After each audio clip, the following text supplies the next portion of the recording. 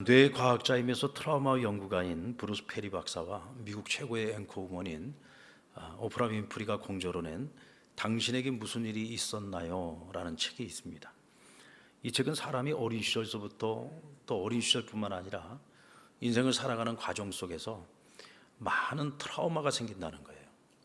근데 그 트라우마가 우리 인생에 어떤 영향을 미치는가? 또 이 트라우마를 우리 인생에서 어떻게 해결할 수 있는가?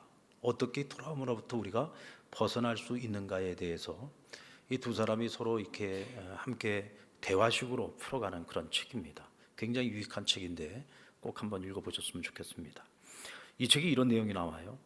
뭉쳐있는 종이에다가 잉크를 뿌려 놓으면은 종이 전체에 이것이 번져간다는 겁니다. 이것은 어린 시절의 상처가 인생 전반에 영향을 미치는 것과 같은 거죠. 문제는 많은 사람들이 내게 그런 일들이 있었던 것조차 모르고 살아가는 경우가 많다는 겁니다. 그러니까 우리에게 내가 원치 않은 어떤 행동들이 나오는데 그 행동의 원인이 사실은 우리가 살아오면서 우리 안에 나도 모르게 생겨있는 수많은 트라우마들이 나를 그렇게 만든 것인데 내가 과거에 그런 일들이 있었던 것조차도 기억을 못해요. 왜냐하면 이것은 우리가 의학적으로는 뇌간이라고 하는 것이고 심리학적으로는 무의식이라고 이야기하는 그곳에 그런 많은 상처들, 그런 트라우마들이 그곳에 쌓여 있기 때문에 그렇습니다. 나는 그것을 의식적으로는 기억을 못하지만 내 안에는 그것이 다 잠재되어져 있다는 것이죠. 그래서 내면의 상처와 트라우마를 가지고 있는 이들이 상담자를 만나서 상담을 하기 위해서 찾아오면 상담자는 반드시 먼저 그에게 이런 질문을 해야 된다는 거예요. 당신에게 무슨 일이 있었습니까? 당신에게 무슨 일이 있었습니까? 우리는 보통 나 자신에게 질문을 하거나 또 남에게 질문을 할 때에 넌 대체 뭐가 문제인데?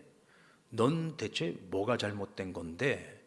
라고 묻거나 때로는 그것을 질책하는 경우들이 많이 있어요. 나는 왜 이렇게밖에 못 사는 거지? 나는 왜 자꾸 내가 원치 않는 이런 삶을 살아가고 있는 거지? 대체 나에게 뭐가 문제인 거야? 라고 우리 스스로를 자책할 때도 많이 있고 또 다른 사람에 대해서 저 사람 대체 뭐가 문제인 거야? 라고 우리가 그 사람에 대해서 오해를 하기도 하고 의심을 하기도 한단 말이죠. 근데 이건 잘못된 질문이라는 겁니다. 뭐가 문제인 것이냐가 아니라 대체 당신에게 무슨 일이 있었습니까? 라고 물어봐야 된다는 거죠.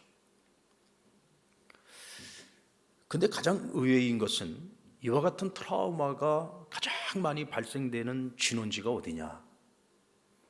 바로 그 진원지가 가정이라는 겁니다. 우리는 보통 누구에게 상처를 받는다, 또 우리 안에 어떤 트라우마가 생겼다라고 할 때 우리는 나와 별로 관계없는 사람, 상관없는 사람에게서 우리는 그런 상처를 받는다고 생각하는데 사실은 그렇지 않습니다. 나와 별로 관계가 없는 사람한테는 상처받을 일이 별로 없어요. 주로 상처받는 사람은 어떤 사람이냐? 내 기대치가 높은 관계일수록 그에게 받는 상처가 큰 겁니다. 우리가 가장 기대치가 높은 곳이 어디입니까? 우리가 세상을 살아가는데 참 힘들잖아요. 힘든 세상 살아가면서 어디 가서 위로받고 어디 가서 격려를 얻겠습니까? 그래도 내가 의지할 수 있는 곳, 내가 기댈 수 있는 곳, 내가 위로받을 수 있는 곳은 가정이죠. 가족입니다.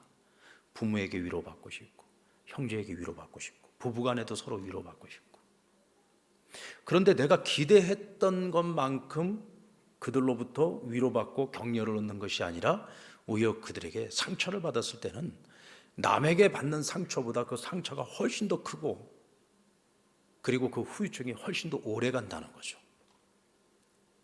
성경에 나오는 야곱의 가정을 생각을 해볼까요? 야곱에게는 4명의 아내가 있었습니다. 그리고 그들을 통해서 12명의 아들을 얻고 1명의 딸을 얻었죠. 첫째 부인인 레아는 장인어른 라반에게 속아서 얻은 아내였습니다. 그러다 보니까 처음부터요 애정이 없었어요. 사랑이 없었습니다. 근데 살면서 정이라는 것이 생길 만도 한데 야곱은 레아를 끝까지 사랑하지 않았습니다. 그래서 항상 레아는 남편의 그 사랑에 목말라 하는 여인이었죠. 그 얼마나 상처가 컸겠습니까? 그리고 두 번째 라헬은 레아의 여동생이면서 둘째 부인이죠. 근데 야곱은 처음부터 끝까지 이 라헬 한 여인만을 사랑했습니다. 근데 하나님께서 정반대로 라헬의 태문을 닫아가지고 아이를 못 낳게 하신 거예요. 고대 시대에 남편의 아이를 낳아주지 못하는 여자는 얼마나 서러움이 컸겠습니까? 게다가 사랑받지 못하는 아내들로부터 시기 질투의 대상이 되었습니다. 라헬도 알게 모르게 많은 상처를 가지고 살아갑니다. 그리고 빌하와 실바라고 하는 두 아내도 이 두 여주인의 몸종들이었는데 레아와 라헬이 서로 시기하고 질투하는 과정 속에서 자신들의 몸종들을 야곱의 아내로 또 준 거예요. 그리고 그 사이에서 또 아이들이 태어납니다. 그러니까 그들은 비록 야곱의 아내들이 되기는 했지만은 본래 여주인의 그늘에서 벗어나지를 못해요. 그런 이 여인들에게도 얼마나 상처가 많았겠어요. 근데 이 여인들의 자녀들은 또 얼마나 상처가 많았겠습니까? 그 어머니들이 아버지 야곱으로부터 사랑받지 못하면서 가슴앓이하면서 살아가는 그 모습을 옆에서 지켜보면서 얼마나 그 아버지가 원망스럽겠습니까? 오로지 라헬만 바라보고 또 라헬이 늦게 낳은 아들 요셉만을 편애하고 사랑하는 모습을 보면서 얼마나 그 아버지가 믿고 또 요셉이 미웠겠어요. 이런 가족사 안에서 얼마나 많은 상처와 아픔이 그 가족 구성원들에게 있었겠습니까? 결국 이것이 상처가 되고 트라우마가 돼서 나중에는 그 아들들이 요셉을 노예 상인에게 팔아버리는, 본래는 죽이려고 했다가 나중에는 팔아먹지 않았습니까? 이건 반인륜적인 범죄를 저지른 거죠. 이것을 우리는 그냥 단순히 하나의 사건으로서만 볼 일이 아니라는 거죠. 왜 이런 일이 일어났을까? 대체 이 가정에 무슨 일이 일어났었기 때문에 이런 반인륜적인 범죄가 이 가정 안에서 일어났던 것일까? 이것이 여러분 우리가 그냥 단순히 믿음의 사건으로만 보면은 그렇지만은 이것을 한 가정의 한 개인의 인간으로서 생각을 하고 그들을 바라봤을 때에는 오죽했으면 그런 일이 일어났을까라는 생각이 들 정도로 이 가정은 상처와 트라우마가 가득한 가정이었다는 것을 알 수가 있죠. 결국은 이 상처와 트라우마가 결국 그 자녀들을 무서운 괴물로 만들어버리고 말았던 겁니다. 요셉이 죽었다고 거짓을 고하지 않았습니까? 그 아버지가, 그 늙은 아비가 날마다 그 아들이 죽은 줄 알고 괴로워하고 통곡하고 눈물 흘리는 모습을 그들 또한 한 집에 살면서 지켜봐야 됐단 말이죠. 또 다른 상처와 또 다른 트라우마가 그들 안에 생기지 않았겠습니까? 자, 그렇다고 해서 여러분 상처 입은 사람이 어떤 트라우마가 있다고 해서 그들이 반드시 꼭 그렇게 불행해지는 것만은 아닙니다. 오늘 본문에 나오는 이 다윗의 이야기는 전혀 다른 이야기를 우리에게 보여주고 있습니다. 선지자 사무엘이 하나님께서 이제 사울을 패하시고 사울 다음으로 하나님이 기름 부어 왕으로 세울 자를 하나님께서 정해주시기 위해 이새의 가정을 방문하게 하십니다. 사무엘이 이 집에 갔을 때에 아들들이 전부 대기하고 있었어요. 그런데 그 아들들 중에 하나님께서 택한 자가 없는 거예요. 아들들이 워낙 다들 출중하다 보니까 저들 중에 하나님께서 기름 부을 자가 있는가 보다 한껏 기대를 했는데 한 명 한 명 지나가는데 어느 누구 하나 하나님께서 바로 저 사람이다 라고 얘기하는 자가 없었어요. 그래서 이새에게 묻습니다. 이 아들들이 전부냐? 혹시 다른 자식이 있느냐? 그러자 이새가 말합니다.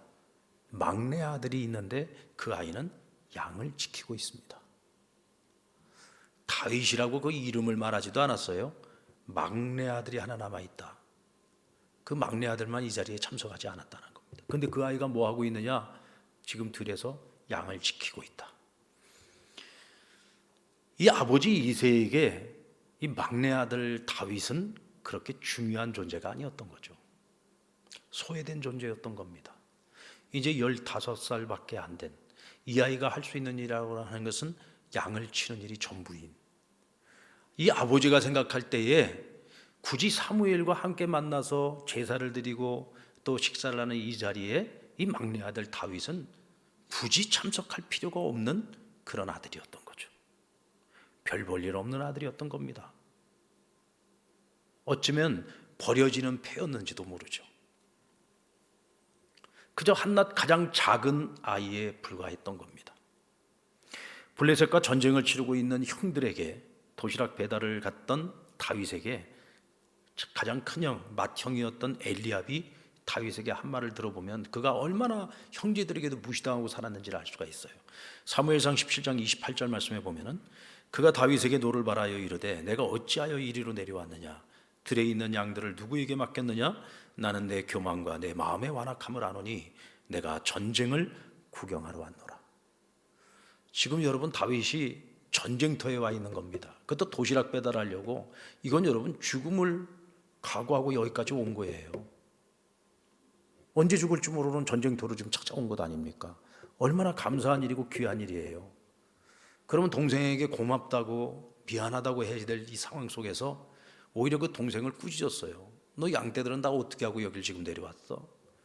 너 내가 평상시에 너가 얼마나 교만한 인간이고 얼마나 완악한 인간인지를 내가 잘 알고 있는데 너 왜 네가 할 일을 다 버리고 여기까지 온 거야? 너 지금 여기 전쟁 구경하러 온 거야? 그리고는 지금 목숨 걸고 형들에게 도시락 배달 온 동생을 이렇게 다그치고 있는 겁니다. 여기에 이 말 속에는 전혀 애정이 담겨 있지 않아요. 동생을 조금이라도 귀하게 여기는 마음이 없는 거죠. 도무지 이것이 친형제인가라는 생각이 들 정도로 아주 동생을 무시하고 있는 것을 볼 수가 있습니다. 소년 다윗은 아버지에게나 형제들에게나 전혀 존재감 없는 그런 아들이었던 것을 알 수가 있습니다. 가족에게 버림받고 무시당하고 존재감 없는 상처투성이의 환경 속에서 그는 자랐던 것이죠.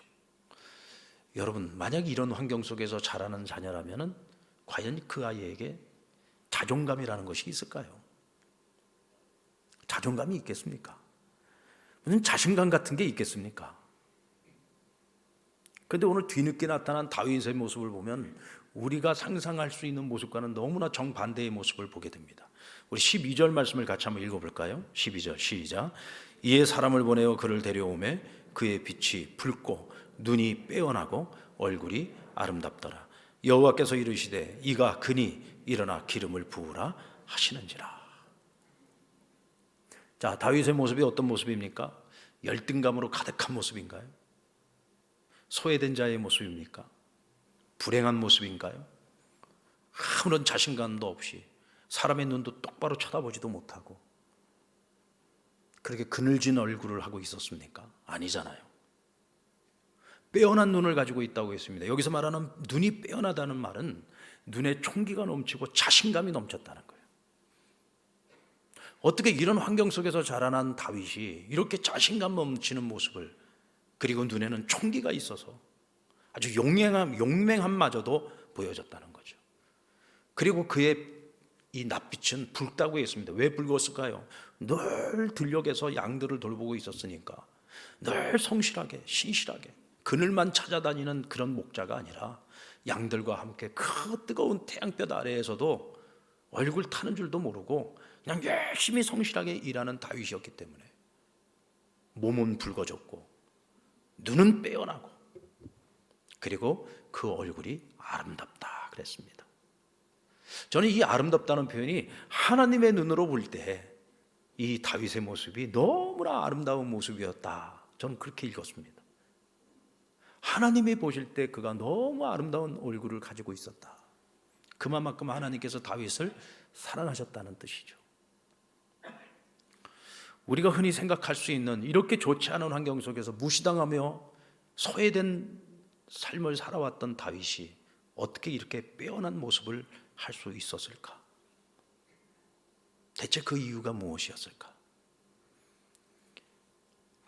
많은 상처와 트라우마를 겪을 수밖에 없는 환경 속에서도 다윗이 이렇게 특별한 사람으로 성장할 수 있었던 것은 하나님께서 친히 다윗의 양육자가 되어주셨기 때문입니다.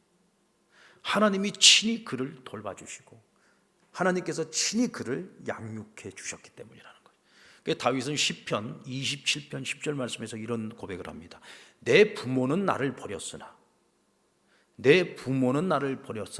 여호와께서 나를 영접하여 주셨다.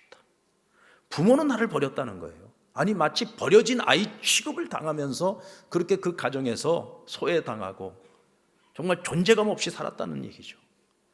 그러나 하나님께서 나를 영접해 주셨다. 하나님 나의 친아버지가 되어주시고 하나님 아버지께서 늘 나와 함께 해주시면서 나를 돌봐주시고 나를 지켜주시고 심지어는 사자와 곰의 발톱 아래에서도 나를 구원해 주셨다.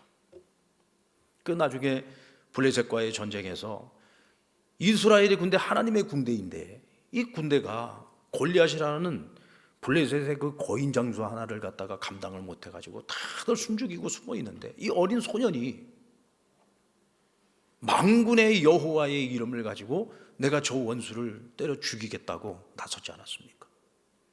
엄청난 자신감이죠. 대체 이런 자신감이 어디에서 나왔겠습니까? 어린 시절서부터 하나님이 나를 양육해 주시고 나와 함께 하시면 내가 양을 칠 때에 때로는 사자가 나타나고 곰이 나타나서 그와 같이 내가 돌보는 양떼들을 잡아갈 때 나는 그거를 한순간도 내가 포기하지 않고 놓치지 않고 쫓아가서 그 곰과 사자와 싸울 때에도 하나님께서 그들의 발톱에서 나를 구원해 주셨다. 그것처럼 내가 지금 저 골리앗을 쓰러뜨리기 위해서 나아갈 때 하나님 나와 함께 하심에 하나님께서 저 골리앗으로부터 나를 지켜주실 것이다. 하나님께서 저를 내 손에 붙여주실 것이다. 이 영적인 자신감을 가지고 나아가는 거죠. 왜요? 하나님이 나의 양육자시니까, 하나님 나와 함께 하시니까, 하나님께서 나와 함께 하시면은 무엇이든지 해낼 수 있다라고 하는 분명한 자신감을 가지고 있었기 때문이죠. 할렐루야. 그런 의미에서 보면 여러분, 오늘 저와 여러분도 다 그리스도 예수 안에서 하나님의 자녀들 아닙니까? 우리 하나님의 자녀로 택함받은 자들이요, 우리가 하나님을 나의 아버지로 내가 인정하고 고백하고 그 하나님 아버지를 바라보며 살아가는 그 순간부터 하나님은 우리의 양육자신 거예요. 늘 우리와 함께 하시는 겁니다. 그런 의미에서 우리는 어떤 환경을 탓해서도 안 되고요, 그 어떤 사람을 탓해서도 안 됩니다. 뭐 부모 탓을 하고 형제 탓을 하고 뭐 친구 탓을 하고 남 탓할 필요가 없어요. 뭐 내가 좀 더 환경이 좋은 환경 속에서 내가 자랐다면, 내가 좀 더 좋은 부모를 만나고 좀 더 좋은 형제들을 만났었더라면, 내가 좀 더 좋은 친구, 내가 좀 더 나은 환경 속에서 내가 컸더라면, 여러분 그건 다 과거 일입니다. 내가 과거가 어떤 상처가 있었든지 어떤 트라우마가 있든지 이제는 하나님 아버지를 내 아버지로 모시고 그분의 양육을 받으면서 우리가 살아가는 한 우리는 더 이상 과거에 매여서 지난 날을 탓할 필요가 없다는 거죠. 더 이상 우리가 우울한 눈빛으로, 그늘진 눈빛으로, 열등감이 가득한 눈빛으로 살아가서는 안 된다. 우리는 어떤 눈빛으로 살아야 됩니까? 빛나는 눈빛을 가지고 살아야죠. 사랑받는 자의 눈빛을 가지고, 자신만만한 눈빛을 가지고, 희망에 가득 찬 눈빛을 가지고 살아가야 되지 않겠습니까? 우린 그렇게 살아갈 수 있는 존재입니다. 이것이 그리스도 안에서 살아가는 하나님의 자녀된 우리의 정체성인 거죠. 다윗이 가지고 있는 이 정체성을 우리가 가지고 살아가야 된다.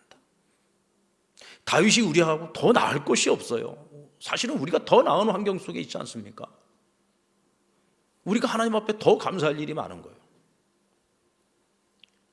자, 그렇다면 대체 다윗은 누구의 영향으로 하나님과 함께 살아가는 이 길을 배웠을까? 오늘 그 아버지 이새나 그 형제들을 봐가지고는 그들이 그렇게 대단한 신앙을 가지고 살았던 사람들이 아닌 것을 알 수가 있어요. 그럼 대체 다윗은 누구로부터 이런 신앙의 삶을 배웠던 걸까? 우린 그것을 다윗이 쓴 시편 가운데서 그가 다윗 자신의 어머니에 대해서 추측할 만한 그런 고백들을 하고 있는 것을 볼 수가 있습니다. 시편 86편 16절 말씀을 보면, 내게로 돌이키사 내게 은혜를 베푸소서, 주의 종에게 힘을 주시고 주의 여종의 아들을 구원하소서. 주의 여종의 아들을 구원하소서. 여기서 말하는 여종의 아들은 다윗 자신을 얘기하는 겁니다. 그러니까 그 여종이라고 하는 것은 어머니를 말하는데 그 어머니를 주의 여종이라고 부르고 있어요. 또 시편 116편 16절에도 여호와여 나는 진실로 주의 종이요 주의 여종의 아들 곧 주의 종이라, 주께서 나의 결박을 푸셨나이다. 하나님, 저는 부족합니다. 저의 믿음도 연약합니다. 그러나 하나님, 저를 이 위기 가운데에서, 이 어려운 상황 속에 저를 구원해 주시길 원합니다. 저를 도와주시길 원합니다. 나로서는 부족하지만 주의 여종, 내 어머니의 그 신앙, 내 어머니의 그 믿음, 내 어머니의 그 헌신되었던 그 삶, 그것을 아시는 하나님, 그의 아들인 저를 불쌍히 여겨주십시오. 그의 아들인 저에게 도움을 주십시오라고 간구하고 있는 겁니다. 다윗의 눈에 비춰졌던 그의 어머니는요, 사실상 성경에 보면은 다윗의 어머니가 누군지, 이새의 아내가 누구인지 그 이름 한마디 거명되지 않습니다. 그가 어떤 삶을 살았었는지에 대해서 전혀 나와 있지 않아요. 단지 다윗의 이 고백을 통해서만 그의 어머니가 어떤 사람이었는지를 우리가 추측해 볼 수가 있는 거죠. 그런데 다윗은 단호하게 말합니다. 내 어머니는 주의 여종이었다. 주의 여종이었다. 하나님의 여종이었다. 그만큼 하나님을 사랑하고 하나님을 경외하는 여인이었다는 것이죠. 다윗은 바로 그 어머니로부터 영향을 받았던 겁니다. 근데 성경에 보면은 아버지에게 사랑을 많이 못 받았던 자식들이 보면은 어머니의 사랑을 많이 받아요. 에서가 아버지 이삭의 그 사랑을 독차지할 때 야곱은 어머니의 장막에서 많은 시간을 보내지 않았습니까? 다윗도 그 어머니의 영향을 받았던 것이죠. 여러분, 우리 인생에 수많은 만남들이 있는데 그 만남들 속에서 가장 중요한 만남이 있다면 그것은 참 믿음을 가진 한 사람을 만나는 겁니다. 기도하는 어머니를 만난 자녀들은 정말 복된 인생을 살아갈 수 있습니다. 늘 하나님 말씀을 묵상하고 주의 말씀대로 살려고 경건하고 거룩한 삶을 살아가는 그런 아버지를 둔 자녀들은 정말 복된 자녀들인 거죠.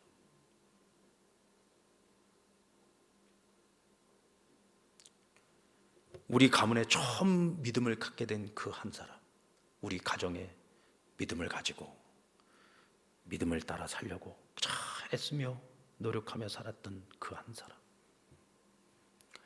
여러분, 그 한 사람이 그 가정에서 아무것도 하지 않았다면 그 가정이나 가문에 일어날 일은 없겠죠.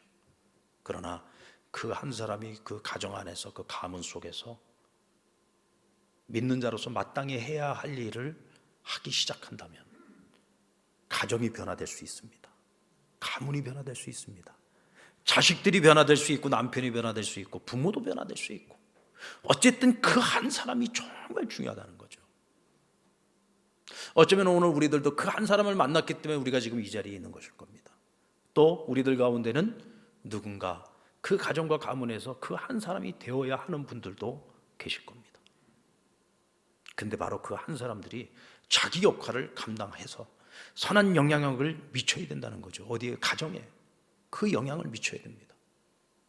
부부간에 영향을 미쳐야 될 것이고, 자녀들에게 그 영향을 미쳐야 될 것이고, 형제들에게도 영향을 미쳐야, 친족들에게도, 또 우리가 함께 밥 먹는 좋은 친구들이 있다면, 이웃들이 있다면 그들에게도 우리가 이 선한 영향을 미쳐야 되겠죠. 다윗의 어머니가, 다른 자녀들은 모르겠습니다만 적어도 이 다윗 이 한 사람에게 미쳤던 그 영향력이 다윗이 어떤 상황 속에서도 영적인 자신감을 가지고 하나님의 내가 사람이라는 그 분명한 확신을 가지고 나중에는 나라와 민족을 구해내지 않았습니까? 여러분, 나비 효과라는 말이 있잖아요. 나비의 날개짓 하나가 지구 반대편에 영향을 준다는 거 아닙니까?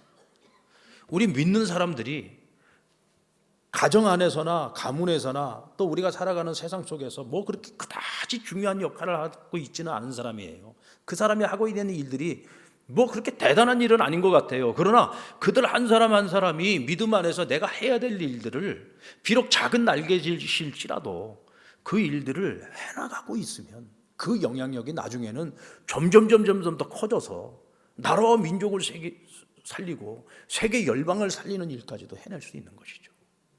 아멘입니까? 우리가 그런 날개짓을 시작을 해야 된다는 거죠. 그리스도인인데도 전혀 자기 정체성이 없이 가정 안에서도 가문 안에서도 내가 살고 있는 직장이나 또 환경 속에서 전혀 영향을 미치지 못하고 살아간다고 한다면 우리는 지금 잘못 살고 있는 것 아니겠습니까? 금년 한 해 2023년 이 한 해 동안 정말 그 어느 해보다도 우리가 믿는 자로서의 선한 역할을 제대로 감당할 수 있는 그런 복된 한 해가 되기를 바랍니다. 하나님의 사랑을 받은 자는 상처를 준 가족도 포용합니다. 다 포용하고 그들 안에 희망의 씨앗을 심지요. 다윗이 사울에게 쫓겨다닐 때 그 아비와 형제들이 결국은 그 유대 땅에서 머물 수가 없어. 그래서 지금 광야로 황무지로 도망을 다니고 있는 다윗인데 그 다윗을 찾아 그곳을 떠나오지 않습니까? 왜요? 가족이기 때문입니다. 가족이기 때문입니다. 이제는 다윗 한 사람이 사울에게 미운 틀이 박히면 그 가정과 가문 전체가 다 미운 틀이 박히는 거죠. 한 운명 공동체인 겁니다. 그러니까 과거에 그렇게 무시했었고 그렇게 소외시켰었던 다윗인데 이제는 다윗과 한 운명 공동체가 되어서 함께 발걸음을 같이 할 수밖에 없었던 거죠. 또 다윗의 입장에서는 지금 내 한 몸 돌보기도 어려워요. 도망 다니고 있습니다. 쫓겨다니고 있습니다. 그런데 그런 와중에서도 다윗은 끝까지 자기 부모, 자기 형제를 책임집니다. 외면하지 않았습니다. 끝까지 책임집니다. 그리고 그 부모 형제를 위해서 많은 부분을 희생합니다. 이것이 여러분 성경에 나오는 믿음의 사람들의 특징인 것 같아요. 하나님과 함께하는 사람, 하나님의 사람들은요 절대로 자기 가족을 버리지 않습니다. 그 가족이 때로는 나에게 수많은 상처를 줬고 아픔을 줬다 할지라도 그들을 버리지 않습니다. 그것이 진정한 가족이고 그게 진짜 믿음의 사람입니다. 요셉을 보십시오. 형제들이 자기를 배신하고 그렇게 팔아먹었는데도 불구하고 그 형제들을 만나서 뭐라고 합니까? 당신들이 그 한 일은 하나님께서 하신 일입니다. 그들을 오히려 위로하지 않습니까? 그들의 죄까지도 다 포용해 주지 않습니까? 대체 뭘 말하고 싶었던 걸까요? 하나님 나를 사랑하시지만 하나님은 바로 당신들도 사랑하십니다. 이 얘기하고 싶은 거죠. 당신들도 하나님의 사람들입니다. 이 얘기를 하고 싶은 거예요. 왜요? 과거에 그런 아픔과 상처가 많은 가정이지만 그러나 이 가족이 다시 하나가 돼서 서로 조건 없이 사랑하고 서로를 섬겨주기 위해서는 하나님의 사랑 안에서 하나가 되는 길밖에 없어요. 한 아버지 안에 우리가 하나인 것처럼 이제는 하나님을 한 아버지로 섬기는 믿음 공동체, 예수 공동체, 신앙 공동체가 되었을 때에 비로소 서로에게 받은 상처, 아픔 다 포용하고 다 끌어안고 이제는 조건 없이 서로 사랑하고 섬겨주고 베풀 수 있는 그런 가족이 될 수 있는 거죠. 이게 여러분 믿음의 사람이 그 가정 안에서 심는 희망의 씨앗인 겁니다. 그렇게 요셉의 가정이 회복이 되어졌고 오늘 다윗의 가정이 그렇게 회복되지 않습니까? 다윗의 아비나 그 형제들이 다윗과 한 운명 공동체가 되어서 함께 끝까지 같이 동행하고 있는 모습을 보면 왜 그랬을까요? 그들도 보았기 때문이죠. 뭘 봤습니까? 하나님께서 다윗과 함께 하시는 것을 본 거예요. 하나님께서 다윗을 들어서 사용하시는 것을 본 겁니다. 그러니 다윗을 거부할 수가 없죠. 인정할 수밖에 없는 겁니다. 그를 따를 수밖에 없는 겁니다. 사랑하는 여러분, 우리가 이제 설 명절을 맞이하게 되는데 이제 설을 맞이해서 오늘 여러분들 가족들이 이곳 창원으로 내려오기도 하고 또 오늘 보니까 우리 성도들이 많이 올라갔어요. 많이들 올라간 것 같아요. 올라갔는지 더 내려갔는지 모르겠습니다만 어쨌든 지금 가족들이 다들 오늘 만나가지고 이제 다시 식구가 되는 거예요. 여러분 식구가 뭐예요? 함께 밥 먹는 가족이잖아요. 그동안에 우리가 같이 밥 먹는 가족이 못 됐잖아요. 각자 자기들의 삶이 있어서 원근각처에 다 흩어져서 살지 않았습니까? 식구라고 하는 것은 같이 밥 먹는 가족이라는 뜻이잖아요. 근데 같이 밥 먹지 못한 지 오래됐어요. 그러다 보니까 때로는 남보다 못한 형제들도 있습니다.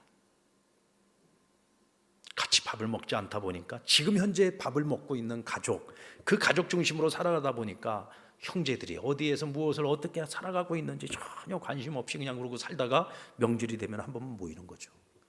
그러니까 어떤 경우에는 남보다 못한 가족이 될 때가 많이 있습니다.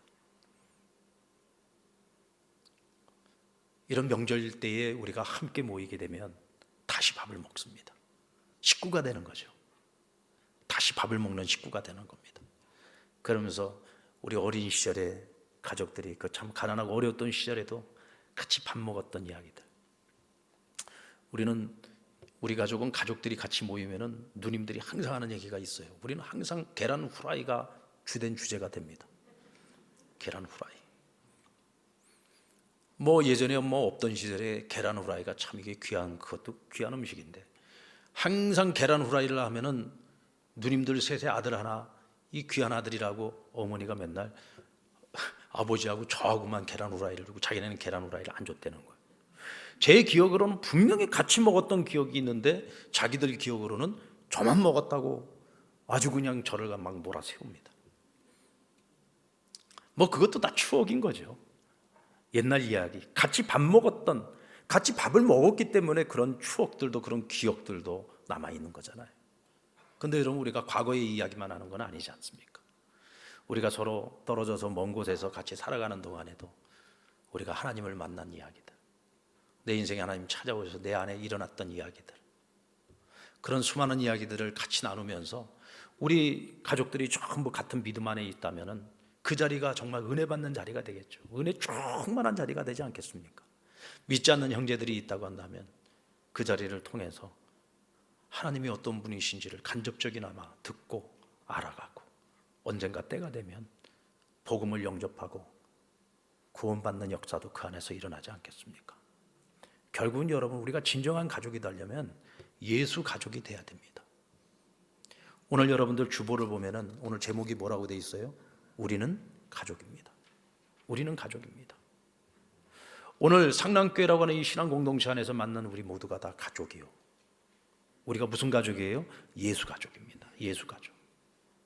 또 여러분들이 혈연으로 맺어진 가족이 있잖아요. 그러나 혈연으로 맺어진 그 가족이 혈연 관계에서만 멈추는 것이 아니고 같은 신앙 안에서, 여러분 우리도요, 어른이 되고 성장했을 때에는 같은 신앙을 가지고 같은 가치관을 가져야 대화를 해도 대화가 되고, 그래야 만나도 기쁘고 즐겁고 행복한 겁니다. 서로 영이 다르면은요, 아무리 피를 나눈 형제라고 할지라도 같이 만나도 대화가 안 됩니다. 이게 진정한 가족이 될 수가 없는 거예요. 진정한 가족이 되기 위해서는 우리가 한 믿음 안에서 하나가 되어지는 예수 가족이 되어졌을 때 진짜 행복한 가정이 될 수 있는 거죠.